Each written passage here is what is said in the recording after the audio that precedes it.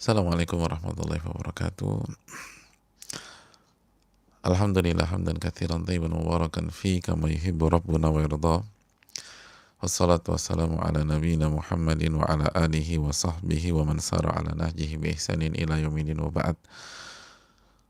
Saudaraku yang Allah muliakan, tidak ada kata yang pantas untuk kita ucapkan pada kesempatan kali ini kecuali bersyukur kepada Allah Subhanahu wa taala atas segala nikmat dan karunia yang Allah berikan kepada kita. Sebagaimana salawat dan salam semoga senantiasa tercurahkan kepada junjungan kita Rasulullah Sallallahu Alaihi Wasallam beserta para keluarga, para sahabat dan orang-orang yang istiqomah berjalan di bawah naungan sunnah beliau sampai hari kiamat kelak. Saudaraku yang semoga Allah muliakan, semoga kita diberikan ilmu yang bermanfaat dan dijauhkan dari ilmu yang tidak bermanfaat. Allahumma inna nas'aluka ilman nafi'a wa na'udzubika min ilmin la yanfa'. Ya Allah, berikanlah kami ilmu yang bermanfaat dan lindungilah kami dari ilmu yang tidak bermanfaat. Dan kita meminta kepada Allah Subhanahu wa taala agar Allah berikan kita keistiqomahan sehingga bisa terus beribadah di bulan Ramadan. Dan semoga Allah Subhanahu wa taala memberikan husnul khatimah kepada seluruh saudara-saudara kita kaum muslimin yang wafat di pandemi ini maupun wafat di masa sebelumnya. Dan semoga Allah SWT menganugerahkan rahmatnya kepada kita semua. Amin ya rabbal alamin. Saudaraku yang Allah muliakan, pada kesempatan kali ini kita akan bersama surat yang luar biasa, surat yang mulia, surat Al-Fil.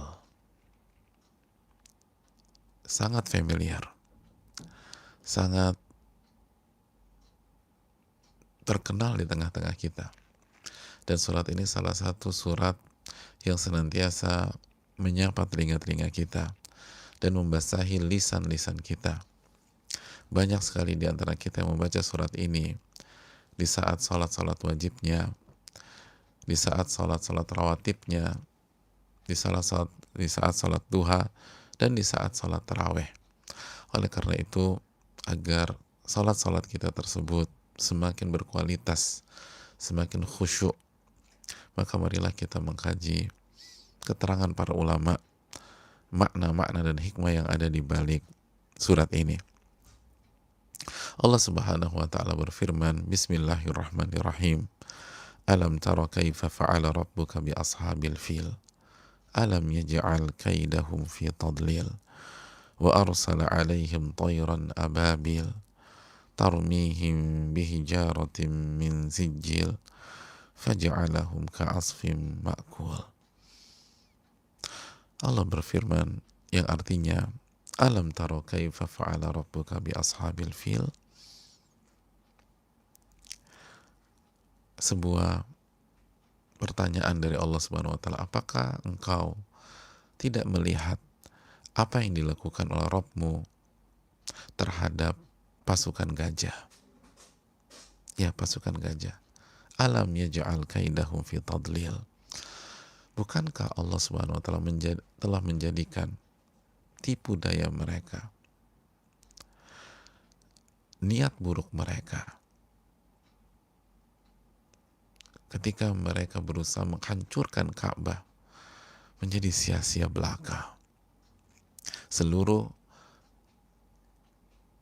misi berantakan. Wa arsala 'alaihim tayran ababil. Dan tidakkah engkau melihat Allah mengutus burung-burung yang mendatangi mereka secara berbondong-bondong. Tarmihim bihijaratin min sijil. Dan burung-burung itu melempari mereka dengan batu dari tanah yang terbakar. Faja'alahum ka'asfim ma'kul. Dan mereka menjadi seperti daun-daun yang dimakan oleh ulat. Hadirin Allah muliakan, itulah ayat-ayat yang akan menemani kita pada kesempatan kali ini. Ayat-ayat yang begitu luar biasa. Hadirin yang Allah muliakan, berbicara tentang surat ini, maka kita harus berbicara tentang pasukan gajah. Kita harus berbicara tentang pasukan gajah.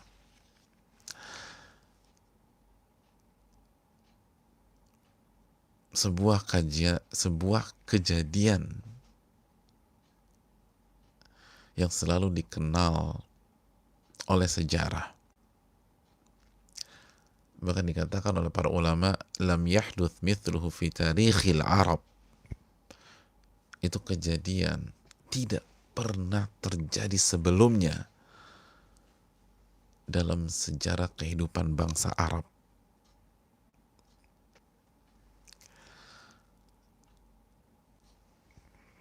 Dan sangat terkenal.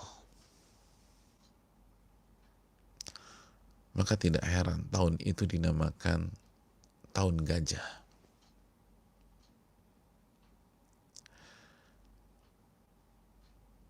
Dan orang yang lahir di tahun tersebut itu dinisbatkan ke gajah.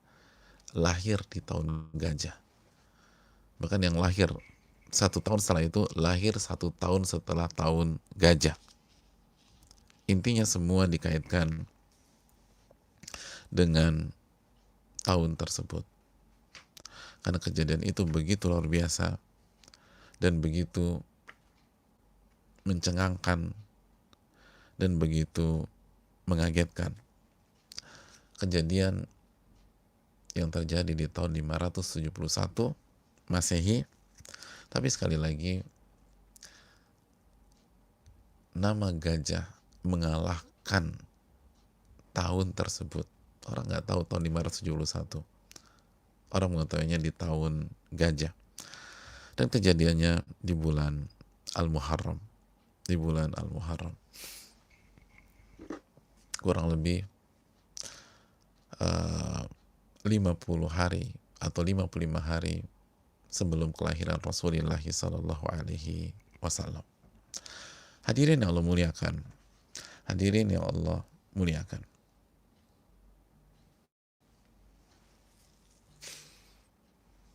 Singkat cerita, ada seorang gubernur Yaman yang menjadi gubernur Raja Ethiopia, An-Najashi. Sekali lagi, ia berkuasa di Yaman. Ia bernama Abroha Al-Ashram. Siapa namanya? Abroha Al-Ashram.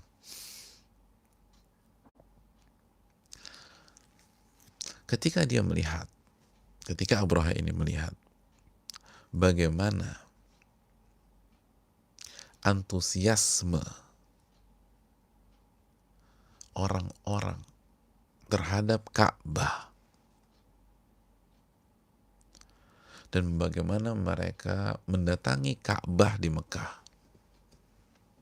bagaimana mereka berhaji ke Ka'bah. Karena sekilas info, syarat haji dimulai dari masa Nabi Ibrahim alaihissalam dan terus berlangsung sampai era Nabi kita SAW. Tapi dengan berjalannya waktu, banyak sekali kekeliruan dan penyimpangan yang terjadi. Tapi fakta mereka setiap tahun haji ke Ka'bah tidak bisa dipungkiri. Hadirin yang Allah muliakan, maka timbullah ide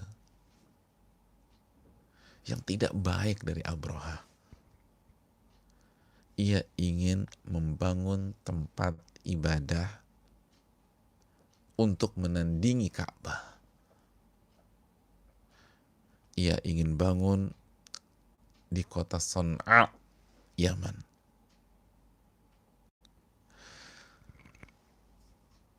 Sebuah tempat ibadah yang begitu megah pada zamannya. bahkan tempat ibadah termegah pada saat itu. Dia beri nama Al-Qulais.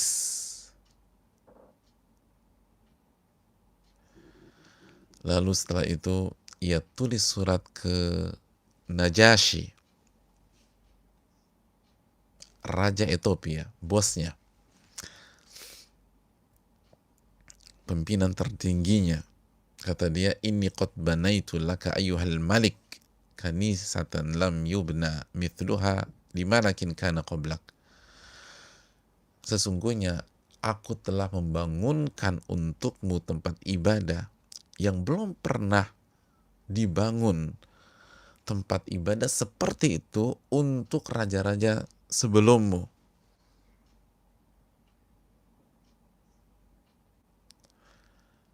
Dan tujuanku hatta asrifa ilaiha hajjal Arab,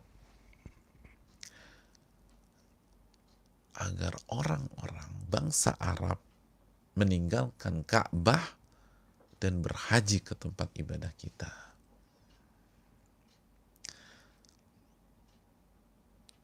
Jadi dibangun bukan untuk menandingi, tapi memalingkan mata manusia, memalingkan hati manusia dari Ka'bah menuju tempat ibadahnya di Son'a itu. Jadi niatnya udah nggak bagus ini. Biar Ka'bah ditinggalkan oleh seluruh orang dan mereka beralih ke tempat ibadah dia di Son'a. Hadirin yang Allah muliakan, maka surat Abraha ke Najasyi dan niat buruknya dia tersebut menjadi buah bibir di tengah-tengah orang Arab. Jadi isu yang panas pada saat itu. Orang-orang membicarakan bahwa ada gubernur Yaman membuat tempat ibadah besarnya minta ampun, terbesar, termegah di dunia, dalam rangka mengalahkan Ka'bah dan membuat Ka'bah ditinggalkan oleh orang-orang. Dan semua beralih ke sana.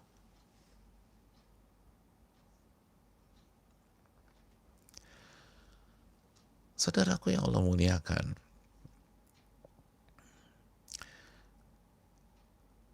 ternyata ini bukan hanya sekedar buah bibir belaka. Ini membakar api amarah di dalam diri banyak orang. Di antaranya seseorang dari Kinanah. Dia begitu tidak terima dengan pembangunan hal ini. Orang Arab ini dari Kinanah yang selama ini ditanamkan kecintaan terhadap Ka'bah, dan bukan hanya kecintaan, pengagungan terhadap Ka'bah. Dan seperti itulah orang Arab dulu. Dan mereka sangat yakin tidak ada pengganti, tidak ada opsi lain dari Ka'bah. Maka memutuskan berangkat ke Son'a.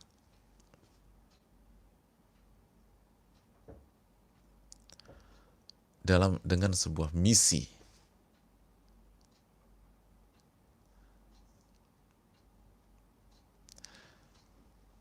Maka ketika malam tiba, dia udah sampai di Son'a nih. Ketika malam tiba, dia mengendap-endap ke tempat ibadah tersebut di waktu malam itu.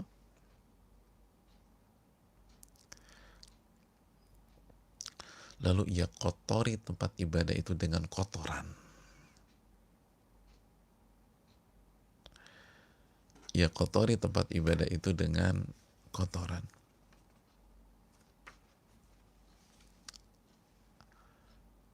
Hadirin yang Allah muliakan. Ya, dikotori dengan kotoran. Temboknya, dindingnya, bahkan kiblatnya,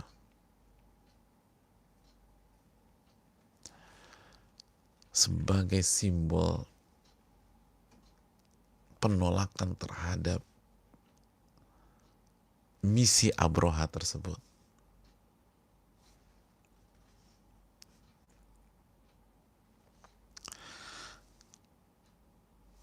Jamaah yang Allah muliakan, begitu Abroha tahu,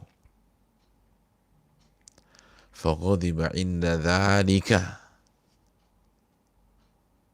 dia marah besar bahwa tempat ibadahnya dilecehkan, dindingnya dibaluri kotoran,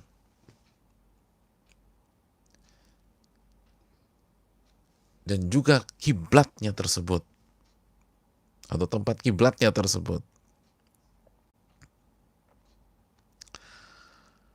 Maka dia marah dan dia bersumpah akan pergi ke kota Mekah untuk menghancurkan Ka'bah. Dia marah besar. Lalu dia siapkan pasukan yang sangat besar pada saat itu. Sangat besar. Kurang lebih 60.000 pasukan dipersiapkan.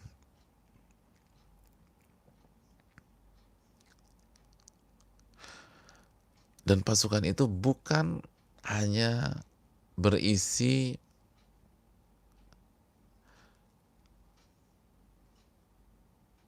pasukan seperti biasa, tapi ada yang sangat menarik pada saat itu. Ada yang tidak biasa. Ia menyertai gajah-gajah. Ada berapa gajah? Terjadi perbedaan para ulama. Ada yang mengatakan 9 gajah. Ada yang mengatakan 13 gajah. Tapi intinya bukan berarti semuanya mengendarai gajah. Tidak. Sebagaimana dipikir sebagian pihak. Hanya 9 atau 13 atau beberapa gajah.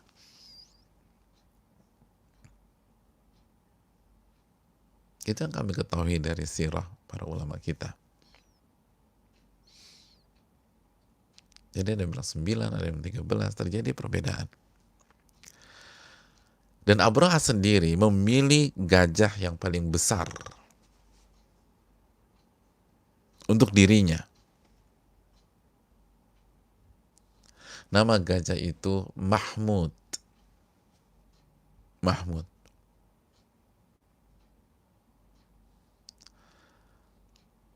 Siapa namanya? Mahmud. Tapi ingat, kalau kita punya teman Mahmud, jangan kita bully dia. Oh, jadi ente nih gajahnya Abroha. Persamaan nama hanya sebuah kebetulan belaka. Namanya Mahmud.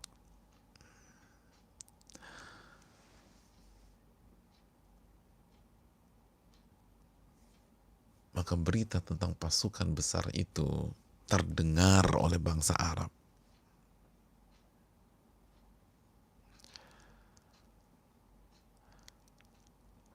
Apalagi mereka dengar bahwa pasukan ini bertujuan menyerang Ka'bah.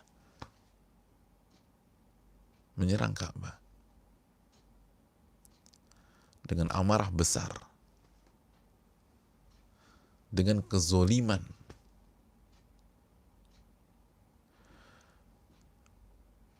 Maka sebagian mereka terpanggil untuk menghadapi Abroha. Karena mereka nggak terima. Hubungannya apa? Wong orang dari Kinana melumuri tempat ibadah yang kotoran, kenapa Ka'bah yang mau dihancurin? Ya kejar aja tuh orang. Misalnya, kalau memang kemarah, ya dikejar aja, dicari aja tuh orang. Kenapa Ka'bahnya mau dihancurin?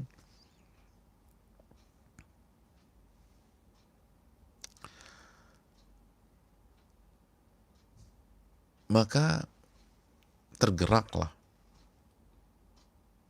salah satu pembesar di Yaman, namanya Dhu Nafar. Dhu Nafar.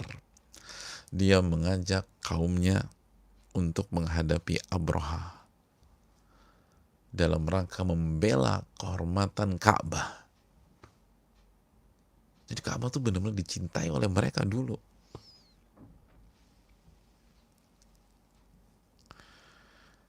Tapi apa daya, Abraha dan pasukannya terlalu kuat.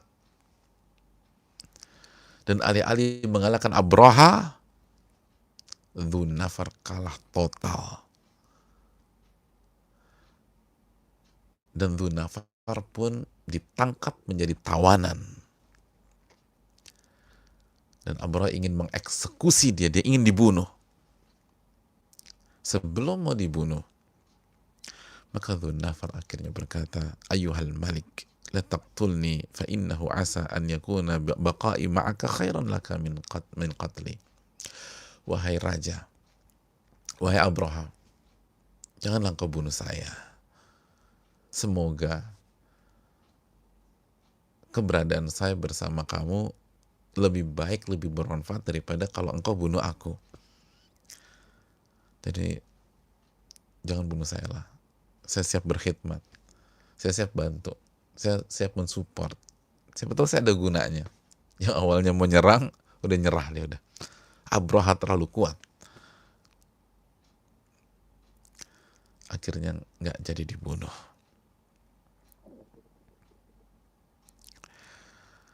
Abraha melanjutkan perjalanan. Tibalah di sebuah tempat namanya Khuth'am.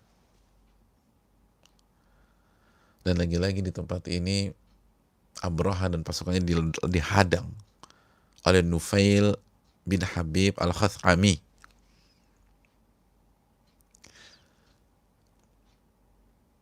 Di belakangnya ada beberapa kabilah bangsa Arab. Ada kabilah Khuth'am, ada kabilah Syahran,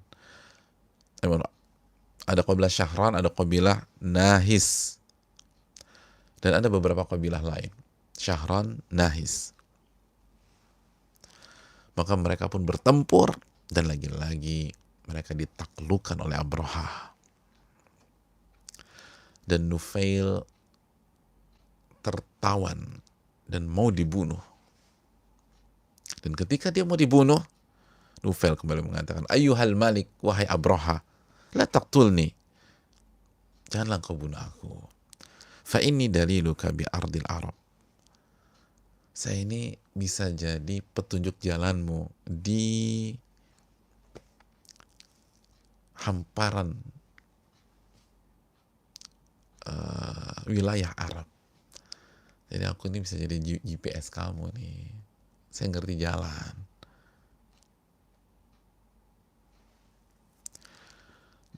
Dan bukan hanya saya, ini dua kabilah, Syahran wa Nahis, siap dengar dan mentaatimu. Jadi Syahran dan Nahis, dua kabilah ini juga akan ada di belakangmu. Hadirin yang Allah muliakan, akhirnya Nufail nggak jadi dibunuh. Berangkatlah kembali pasukan. Lalu tiba di Taif. Bagi yang pernah umrah dan pernah berkunjung ke Taif, pasti ada gambaran di mana Taif. Maka ketika sampai di Taif,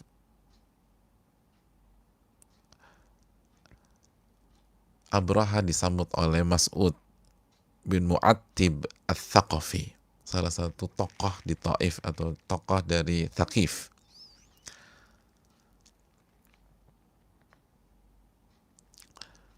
Kata Mas'ud, Ayyuhal Malik, wahai Abraha, innama nahnu abiduka sami'una laka muti'un.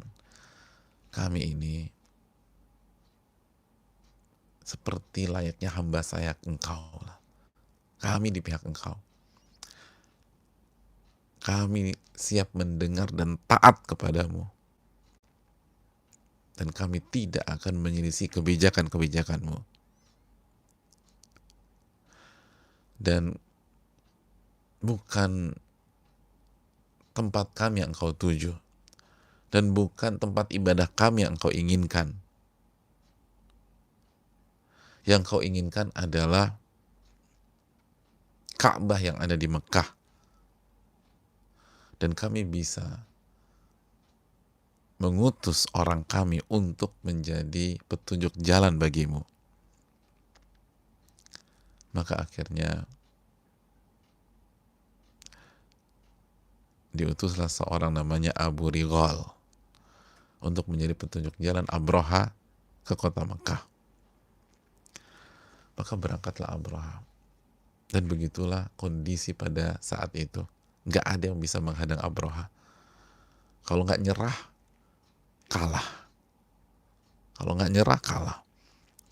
Sampai Abraha tiba di Al-Mughammas. Al-Mughammas.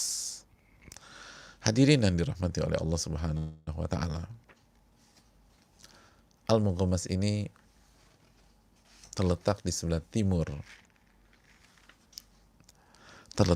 timur kota Mekah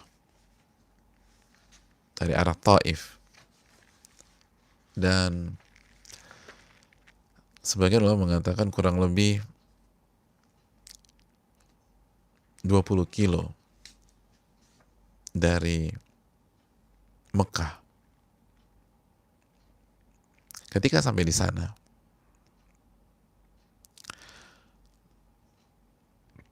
Abraha berhenti dan menyuruh orang-orangnya untuk mengumpulkan harta orang-orang Quraisy. Jadi ada kesana dikumpulin. Dianya stay di sana. Pasukannya ngambil-ngambilin. Dan di antara yang terambil adalah 200 onta milik pembesar Quraisy pada saat itu.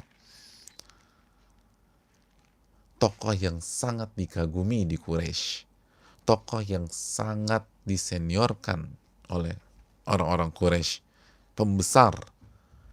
200 onta beliau ikut diambil dan dijarah oleh pasukannya Abraha. Siapa beliau? Beliau tidak lain tidak bukan adalah Abdul Muttalib, kakek Rasul Sallallahu Alaihi Wasallam. Hadirin yang Allah muliakan,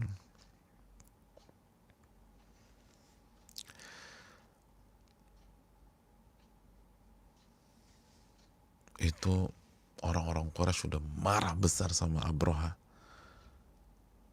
dan mereka ingin memerangi Abraha, mulai dari Quraisy, Kinanah, Hudzail, dan orang-orang yang tinggal di sekeliling kota Mekah. Hadirin yang Allah muliakan,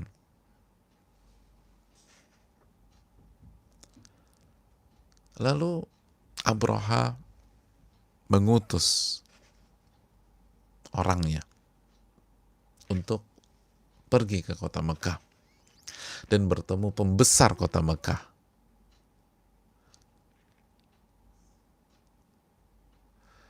Untuk menyampaikan pesan beliau ke kota Mekah, orang-orang kota Mekah.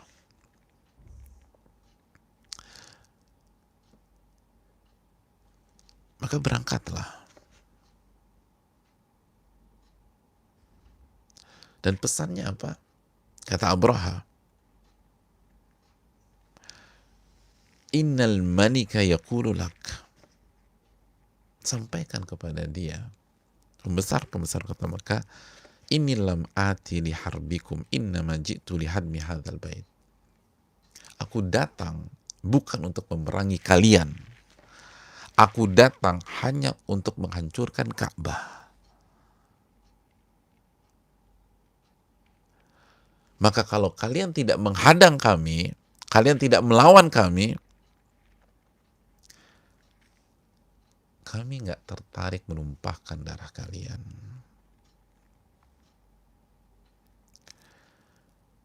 Kami nggak tertarik menumpahkan darah kalian. Jadi selama kalian nggak nyerang, selama kalian nggak bertahan, selama kalian buka diri aja, udah biarin aja sih kita hancurin Ka'bah. Kita nggak tertarik sama darah kalian.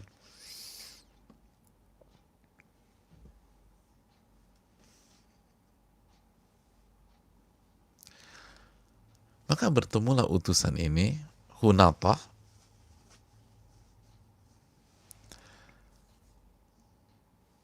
dengan Abdul Muttalib. Lalu disampaikanlah pesan Abroha.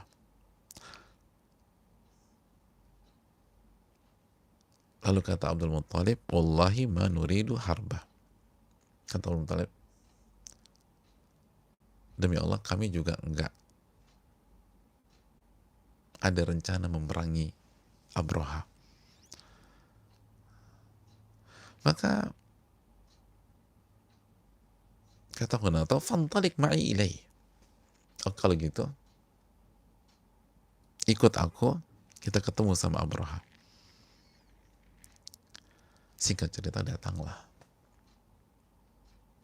Abdul Muttalib ketemu dengan Abroha. Hadirin yang Allah muliakan, Abdul Muttalib ini tokoh Quraisy sekali lagi. Wa ajmalahum, dan secara fisik, secara penampilan, Abdul Muttalib sangat menarik. Maka dikatakan ajmalahum, salah satu di antara orang-orang Quraisy yang paling ganteng, paling keren, Abdul Muttalib. Wa a'dhamahum, dan yang paling dihormati, yang paling mulia. Jadi wibawanya tuh ada, haibahnya itu, wibawa tuh ada. Orang tuh kalau ngeliat Abdul Muttalib langsung, oh, ini bukan orang sembarangan nih. Begitu ngeliat Abdul Muttalib, ini pemimpin nih. Auranya tuh oke. Nah begitu juga ketika Abroha melihat Abdul Muttalib, ajallahu wa'adhamah, itu langsung spontanitas. Abroha memuliakan Abdul Muttalib.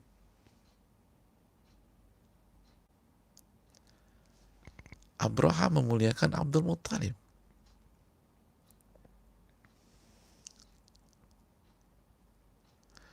Secara otomatis. Padahal kita tahu Abroha itu, wong tadi Taif aja nyerah kok. Padahal Taif kekuatan perang besar pada saat itu. Abu Nafar hancur.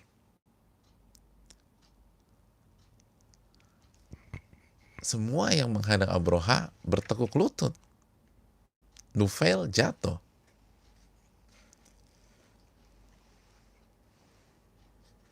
Jadi hadirin yang Allah muliakan. Jadi Nufail bertekuk lutut, Dhu Nafar kalah. Dhu Nafar ya, bukan, tadi saya sebut Abu Nafar. Dhu Nafar sebagaimana kita katakan.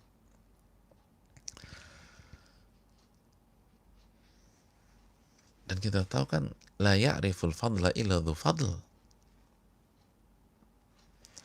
Tidak ada yang tahu keutamaan kecuali orang-orang yang utama.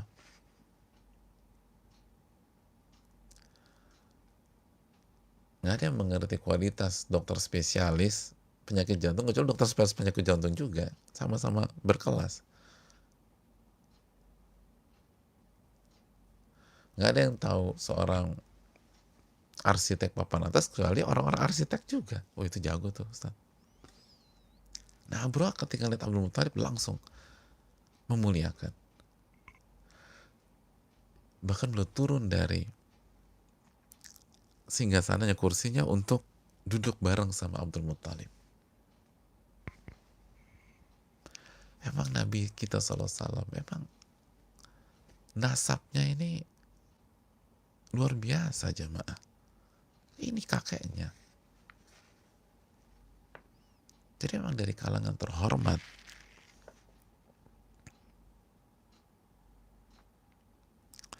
Hadirin yang Allah muliakan. Lalu terjadi pembicaraan antara dua tokoh besar ini. Kata Abraha, sampaikan keinginanmu, wahai Abdul Muttalib. Kenapa engkau datang ke sini? Lalu Abdul Muttalib mengatakan dengan mantap, hajati an yarudda alayyal maliku mi'atai ba'iri asabahali. Tujuan aku datang ke sini, aku meminta tolong 200 untaku dikembalikan. Itu 200 unta saya itu kena penjaringan, diambil. Nah, saya minta tolong dibalikan.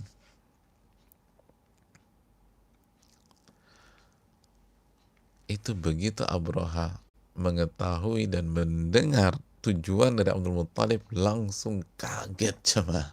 Loh, kesini cuma gara-gara onta. Pikir ada apa? Maka dia katakan, qad kunta a'jabtani hina ra'aituka, thumma qad zahidtu fika hina kallamtani.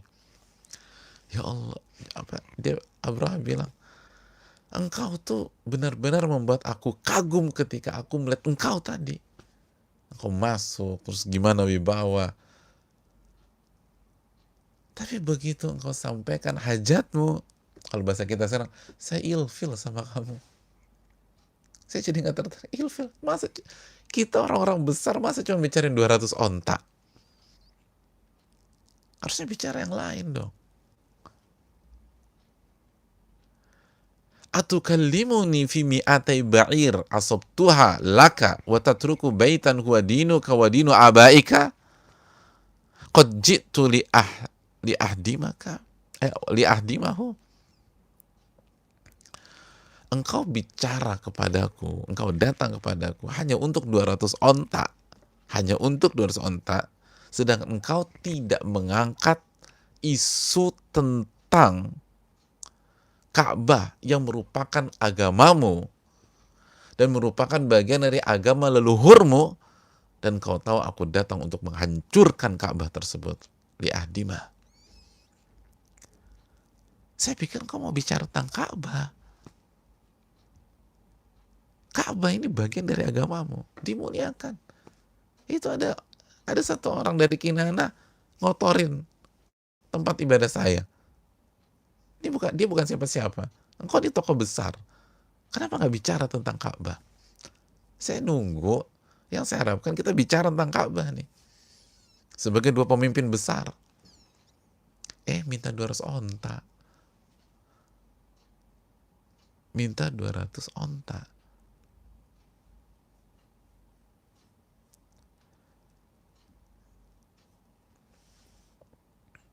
Oh, Masya Allah.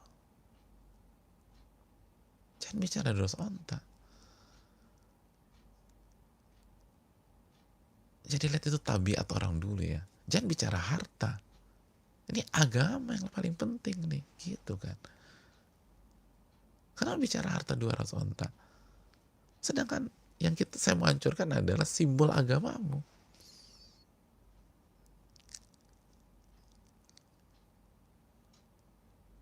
Ka'bah yang menjadi bagian dari dirimu yang kau agungkan. Bro aja ngerti. Kalau udah begini jangan bicara harta. Kita bicara agama. Oh, Masya Allah ya. Broha tuh. Yang punya niat buruk aja ngerti. Jangan bicara harta. Kita bicara simbol agama. Saya datang mau ngancurin simbol agama Anda. Kenapa Anda bicara harta? Saya ilfil sama Anda. Kok begini? Pembesar kota Mekah.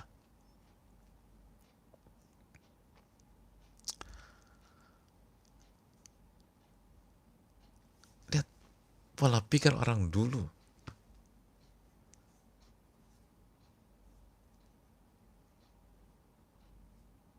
Sekarang kita bicara harta, ibadah kita hancurkan. Sibuk ngurusin harta, Allah kita lupakan. Agama disingkirkan. Dulu Abraham bilang, saya pikir kita mau bicara Ka'bah. Cuman masih bicara masa 200 onta. Saya ilfil lah. Tapi ini kakek Rasul sallallahu alaihi wasallam, jamaah. Dijawab sama Abdul Muttalib, "Inni ana rabbul ibil wa inna lil baiti rabban sayamna'uh." Dalam riwayat sayahmi. Oh, tunggu dulu Abroha. Bukan itu maksud saya. Saya ini hanyalah seorang pemilik onta. Hanyalah pemilik onta. Adapun Ka'bah itu ada pemiliknya, bukan saya. Ada pemiliknya. Bukan saya memiliki. Saya kepemilikan saya itu onta. Saya pemilik onta.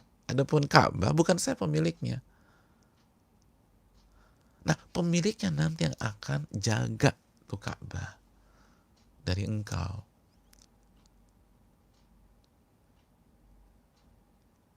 Makanya saya nggak ikut-ikutan. Engkau berhadapan sama pemiliknya. Pemiliknya akan jaga nanti.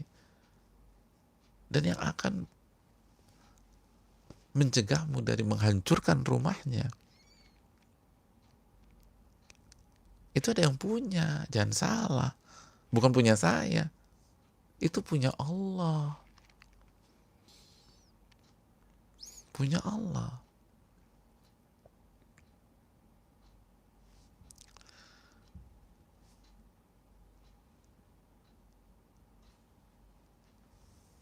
Lihat bagaimana argumentasi Abdul Muttalib.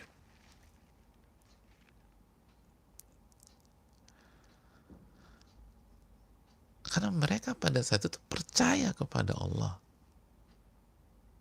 Kan Allah berfirman dalam surat Yunus misalnya, ayat 31.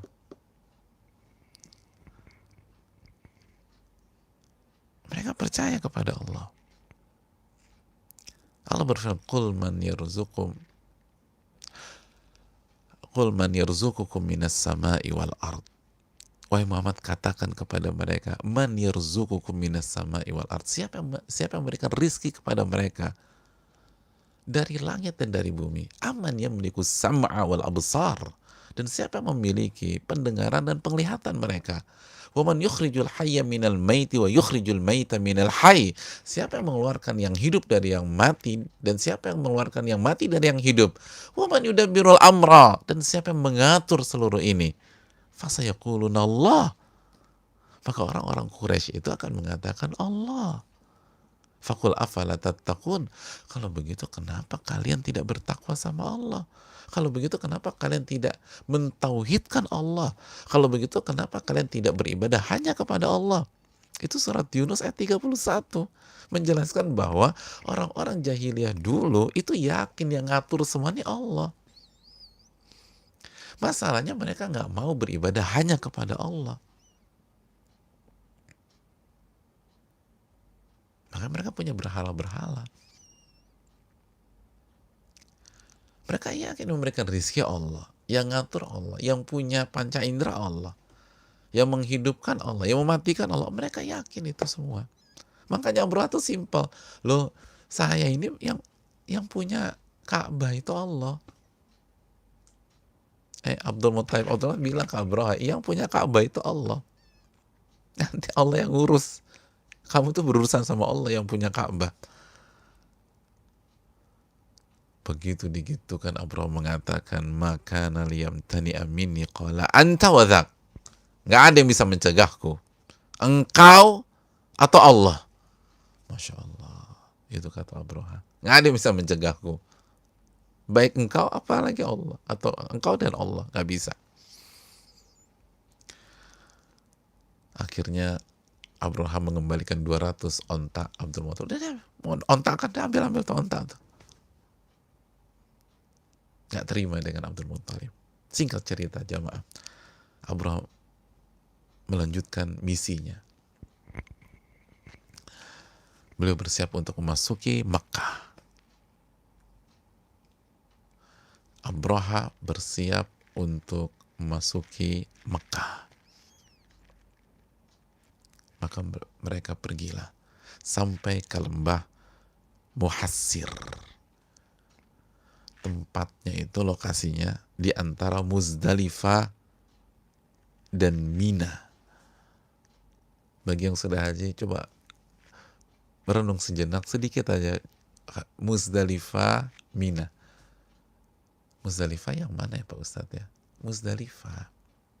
Setelah dari Arafah, kita ke Muzdalifah. Ingat, yang pernah haji, dari Arafah tanggal 9, malamnya kita tidur di Muzdalifah. Terus paginya kita ke Mina. Di antara Muzdalifah dan Mina.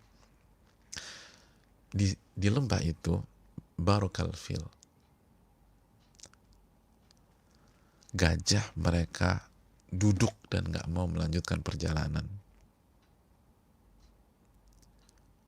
Duduk.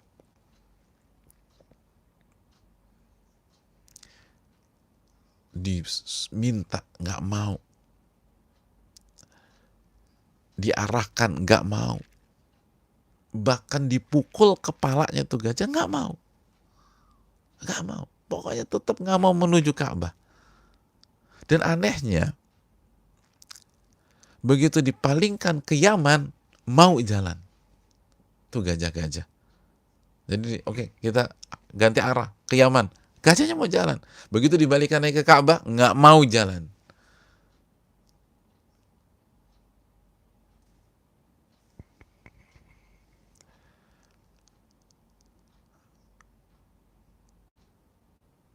Lalu dicoba lagi, diarahkan ke Syam.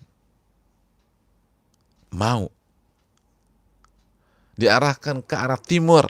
Mau. Tapi begitu diarahkan ke arah Ka'bah, ke Mekah, diam lagi. Subhanallah. Gajah itu ciptaan Allah. Nggak mau deh. Berhenti di situ.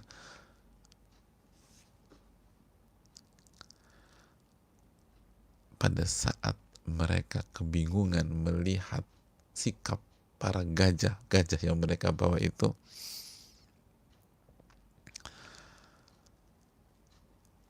Allah utus tayran ababil, burung-burung yang datang berbondong-bondong. Alam taro kaifa fa'ala rabbuka bi ashabil fil. Tidakkah, apakah engkau sudah melihat apa yang dilakukan oleh Rabbmu pada pasukan gajah? Alam yaj'al kaidahum fi tadlil. Allah buat misi buruk mereka berantakan semua.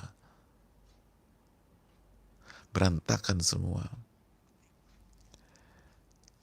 Tidak ada keberhasilannya sama sekali. Wa arsala alaihim tayran ababil. Allah utus burung-burung yang berbondong-bondong. Tarmihim bihijaratin min sijil. Burung-burung itu melemparkan batu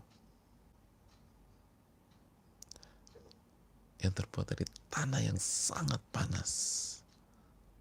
Setiap burung dalam riwayat itu membawa 3 batu. 1 batu di paruh dia, dua batu di kaki kanan, kaki kirinya. Jadi 1 paruh, 1 kaki kanan, 1 kaki kiri, caplok gitu. Apa namanya nih? Kaki. Ya, udah bawa kaki lah. Dicengkram. Lalu dilemparkan kepada mereka.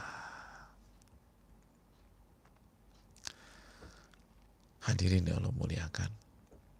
Wih, ngeri jamaah. Ngeri.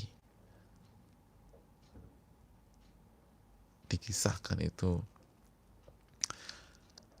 begitu batu itu terkena kepala mereka, itu langsung tembus dan keluar dari dubur. Allahu Akbar. tembus. Nggak pernah ketimbuk batu kan harus tuk jatuh gitu ya, atas bawah tuk jatuh, ini tembus. Subhanallah, tembus masuk keluar dari dubur.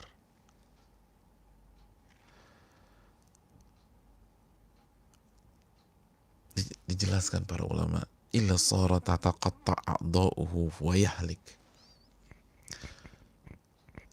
itu bagian apa, sendi-sendi atau bagian-bagian tubuh mereka itu copot, terputus satu demi satu, terputus satu demi satu.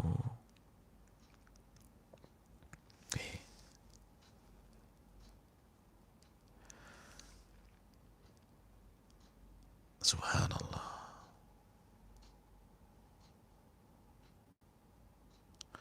Kocar kacir.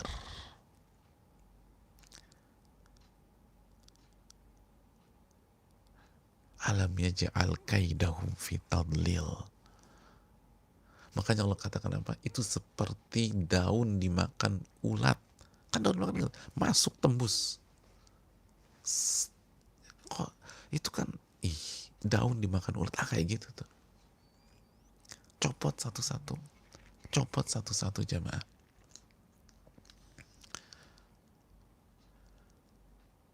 Dan sebagian bisa melarikan diri. Lalu minta Nufel kembali menunjukkan arah ke Yaman. Tapi apa yang terjadi?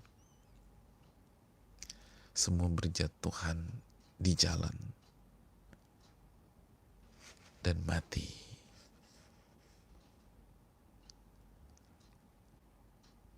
Adapun Abroha, Allah siksa dia dulu, tidak langsung mati di tempat. Itu ruas-ruas jari putus satu demi satu. Allahu Akbar.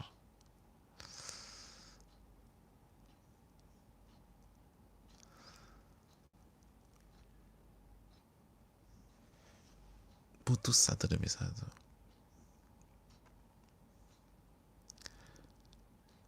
Dan dadanya terbuka.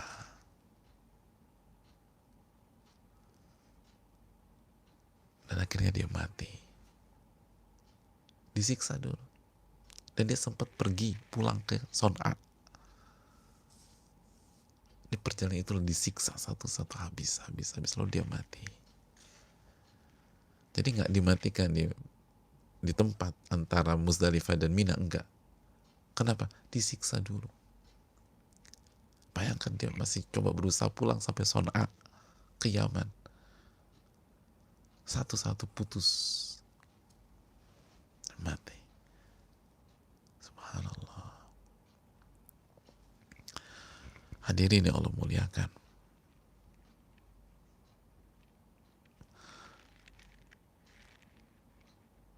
Kejadian itu lagi-lagi terjadi di bulan Al-Muharram, 50 sampai 55 hari sebelum lahirnya Rasulullah Sallallahu Alaihi Wasallam. Dan itu yang kita kenal dengan kejadian gajah atau tahun gajah. Hadirin,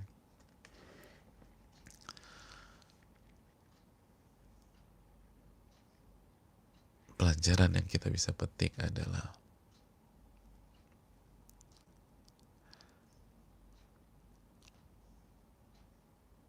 yang pertama,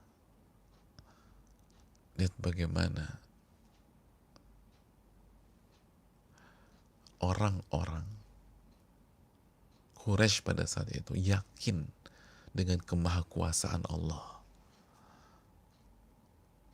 Padahal Nabi SAW belum lahir nih, 50 sampai 55 hari.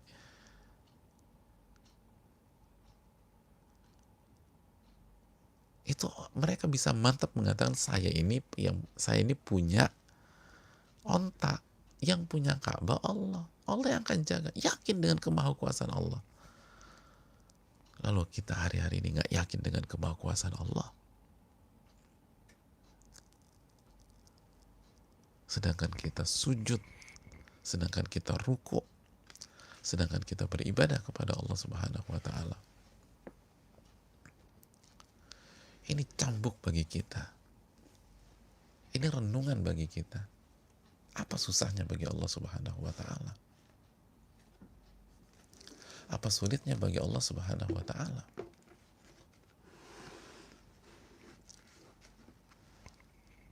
Tadi Yunus 31, orang-orang Quraisy dulu ketika ditanya, "Qul man yarzuqukum minas sama wal ard?" Siapa yang memberikan rizki kepada kalian dari langit dan dari bumi? Allah. Lalu kita ketika kita di PHK hari ini terpuruk,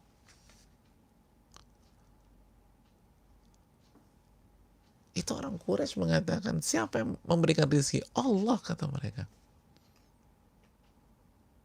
Mereka yakin itu. Yunus 31. Allah katakan tentang keyakinan mereka. Siapa yang memberikan rizki? Lalu ketika nggak dapat job pada hari-hari ini, ketika di PHK di hari-hari ini,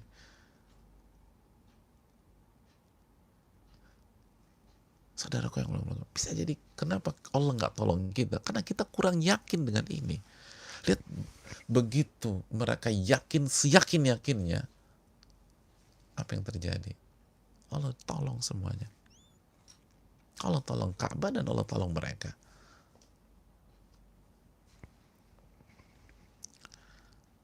Hadirin yang Allah muliakan, ini mahal, ini pelajaran yang sangat mahal.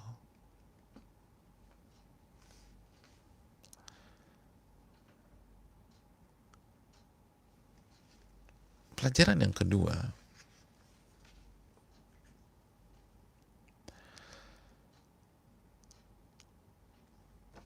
ini perenungan bagi orang-orang yang punya niat buruk,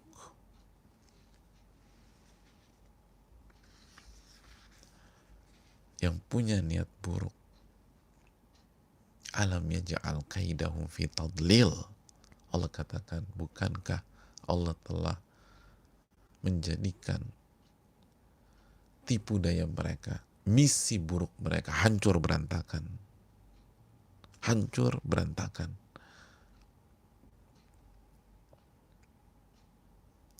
Dan ini tetap berlaku. Wa makaru wa makarallah. Mereka membuat makar dan Allah balas makar-makar mereka. Wallahu khairul makirin. Dan Allah sebaik-baik yang melakukan hal tersebut. Surat Ali Imran ayat 54. Maka jangan bermain-main dengan Allah. Jangan mempermainkan agama Allah Subhanahu wa taala. Wa makaru wa makarallah. Jangan berusaha membuat orang berpaling dari kebenaran. Jangan pernah menghalangi manusia berpaling dari kebenaran. Lihat Abroha. Dia tuh berusaha memalingkan manusia dari Ka'bah. Apa yang terjadi? Itu yang terjadi.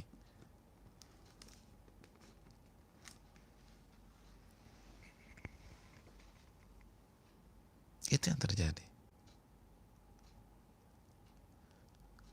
Allah alam yaj'al kaidahu fi tadlil. Itu yang terjadi. Maka ingatlah, mungkin kita bisa menipu manusia. Mungkin kita bisa memperdaya teman kita, memperdaya sahabat kita, memperdaya semua orang. Tapi ingat, alam ya'lam bi annallaha yara. Bukankah Allah Maha melihat Anda? Lihat Abraha, dia bisa kalahkan semuanya. Semua penghalangnya, dia bisa taklukkan. Ini yang perlu kita camkan.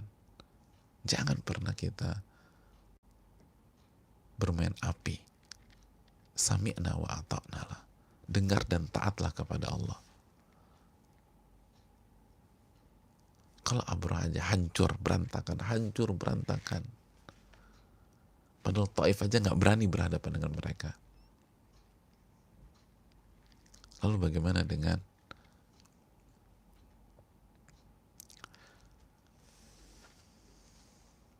orang-orang lain, dan tapi nggak berhasil.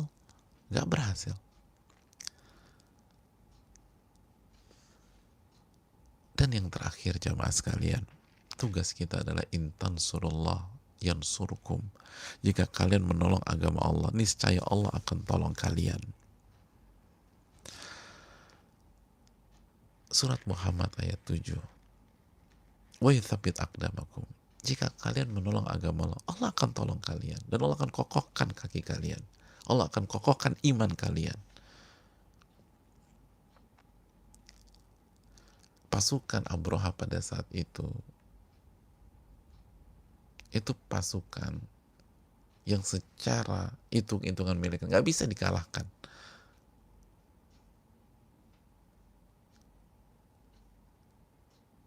oleh orang Arab pada saat itu, tapi hancur. Hari ini misalnya kita menghadapi COVID-19, vaksinasinya belum ketemu juga, tapi apa susahnya bagi Allah?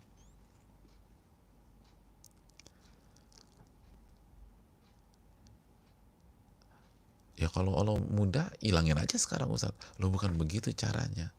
Allah kan ingin menguji kita.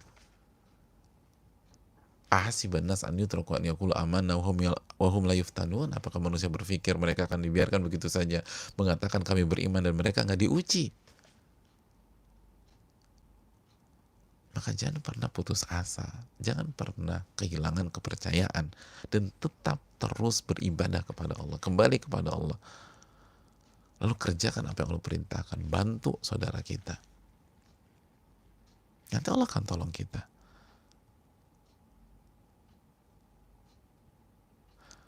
Penduduk Mekah aja yang nggak mentauhidkan Allah, ikut kena imbas bantuan Allah kok, ikut kena dampak pertolongan Allah, padahal mereka tidak mentauhidkan Allah. Lalu bagaimana orang-orang yang senantiasa mengucapkan subhana rabbiyal a'la dalam sujudnya, orang-orang yang senantiasa mentauhidkan Allah subhanahu wa ta'ala? Masa Allah nggak tolong?